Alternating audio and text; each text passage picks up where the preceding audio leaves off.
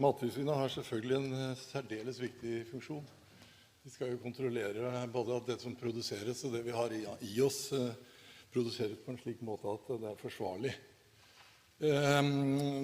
Da blir det jo spørsmål om hvor lenge det varer at de har et godt omdømme, slik landbruksministeren påpekte, med de innvendinger som her kommer i rapporten. Her er det all mulig grunn til å ta mye av innsigelsene på alvor, dette med likebehandling og den type ting. Grunnen til at jeg hadde lyst til å ta ordet er at jeg har hatt en del henvendelser fra hjorteoppdrettere. Og nisjematproduksjon er ganske viktig.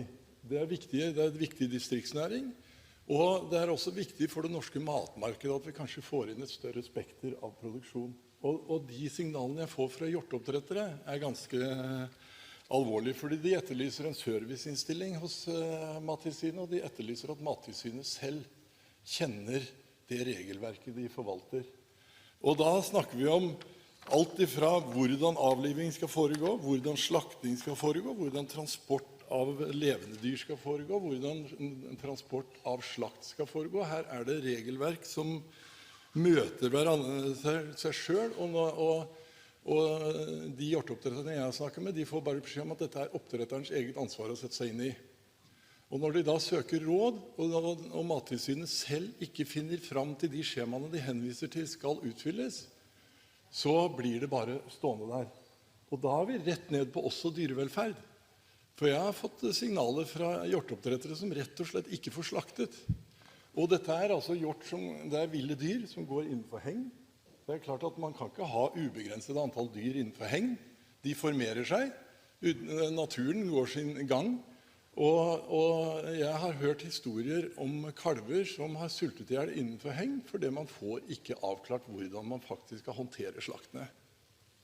Det synes jeg er uhyre alvorlige signaler. Jeg synes det er veldig bra at Brekk allerede har satt i gang et arbeid om hvordan man skal organisere dette her. For det er ingen tvil om at dette går på forskjellig tolkning i forskjellige distrikter. Jeg tror ikke du treffer samme problem i alle distrikter, men du treffer det innenfor enkelte distrikter.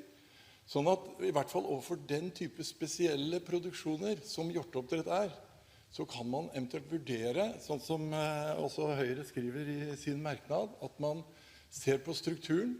Kanskje man rett og slett skal legge den type spesielle nisjeproduksjoner til ett kontor, sånn at man utvikler kompetanse, kan bli en serviceinstitusjon overfor de produsentene som driver på. For dette er folk som lever av å produsere god mat, som oppfattes som kvalitet, som oppfattes som rent, og som oppfattes at dyr har det godt under produksjon. Sånn at de lever jo av selve begrepet som Mattilsynet skal forsvare. Og det er produsenter som er veldig opptatt av å produsere det på forsvarlig vis. Men de møter altså et regelverk som for en enkeltbonde og en enkeltprodusent ute som driver med dette her, kanskje litt på si av andre ting, rett og slett ikke er mulig å trenge igjennom. Så det er en henstilling om at man tar det med i den prosessen som nå allerede skjønner er satt i gang, som ser på organiseringen og ser på hvordan man faktisk skal gjøre dette her til noe som kan håndteres ute. Takk.